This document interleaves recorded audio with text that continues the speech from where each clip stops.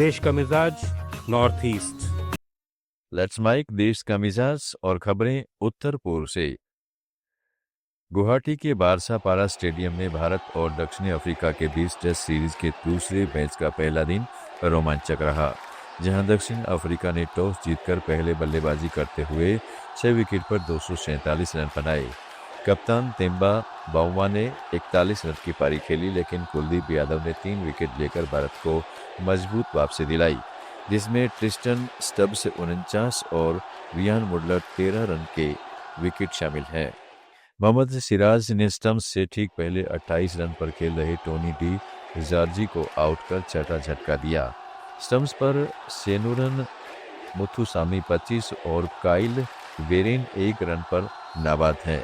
शुभम गिल की चोट के कारण इस मैच में ऋषभ पंत ने कप्तानी संभाली है। इस दूसरे टेस्ट मैच के साथ गुवाहाटी भारत का 30वां टेस्ट सेंटर बन गया और यह पूर्वोत्तर का पहला टेस्ट वेन्यू है। त्रिपुरा के गठबंधन सहयोगी टिपरा माता ने मांग की है कि राज्य का गृह विभाग उन्हें सौंपा जाए। पार्टी समर्थकों पर खुम्बलुंग सहित कई इलाकों में तोड़फोड़ और बीजेपी दफ्तर पर हमले के आरोप है। मुख्यमंत्री माणिक शाह ने प्रभावित क्षेत्र का दौरा किया और सख्त कार्रवाई के आदेश दिए। इसके बाद टिपरा मोर्चा नेता अनिमेश देवबर्मा ने खुम्बलुंग में प्रेस मीट में कहा है कि गृह मंत्रालय मिलने पर 3 महीने में कानून व्यवस्था बहाल कर दी जाएगी।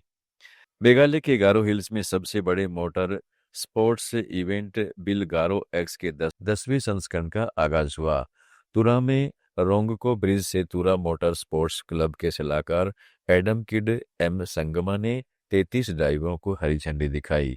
इस बार शिलांग, जोवाई, असम, नागालैंड और मुख्य भारत से रैलिस्ट आए हैं, जिसमें देश के 2 वरिष्ठ ड्राइवर चिम्बोलांग वालनांग और संदीप शर्मा भी शामिल हैं।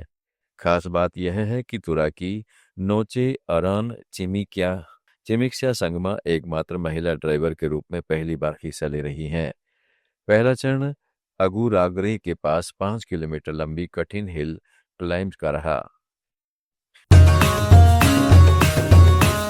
लेट्स माइक देश का मिजाज नॉर्थ ईस्ट। मणिपुर में अवैध शराब कारोबार और हथियार तस्करी के 2 मामलों में कुल 9 संदिग्धों को गिरफ्तार किया गया है।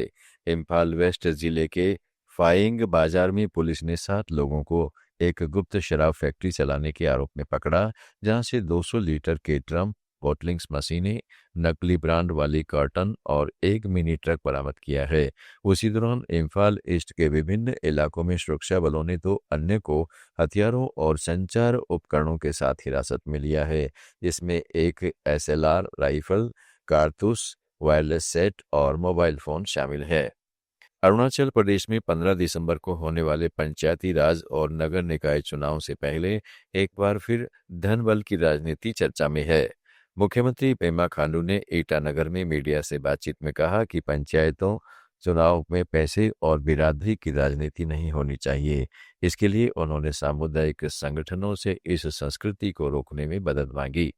उधर एनसीपी नेता तोको ततुंग ने कहा है कि जब तक अंतिम व्यक्ति तक सरकारी योजनाओं का लाभ नहीं पहुंचेगा और नेता अपने वादे पूरे नहीं करेंगे, तब तक धन बल खत्म करना मुश्किल है। भारत म्यांमार सीमा पर मिजोरम के 510 किलोमीटर हिस्से पर फिर से बाड़ लगाने की केंद्र सरकार की योजना का जोरी यूनिफिकेशन ऑर्गेनाइजेशन यानी जोरो ने कड़ा विरोध किया है। भारत, म्यांमार और बांग्लादेश में रहने वाले चिनकुकी मिजोजोमी समुदायों का प्रतिनिधित्व करने वाले इस संस्था के उपाध्यक्ष एलरामदीन लियाना रेंथलेई ने आइजोल में प्रेस कॉन्फ्रेंस में कहा है कि बाड़ लगाना उनके लिए पूरी तरह अस्वीकार्य है, क्योंकि इससे एक ही नस्ल और खून के रिश्तेदार बढ़ जाएंगे, परिवार अलग हो जाएंगे और सामाजिक बंधन टूट जाएंगे।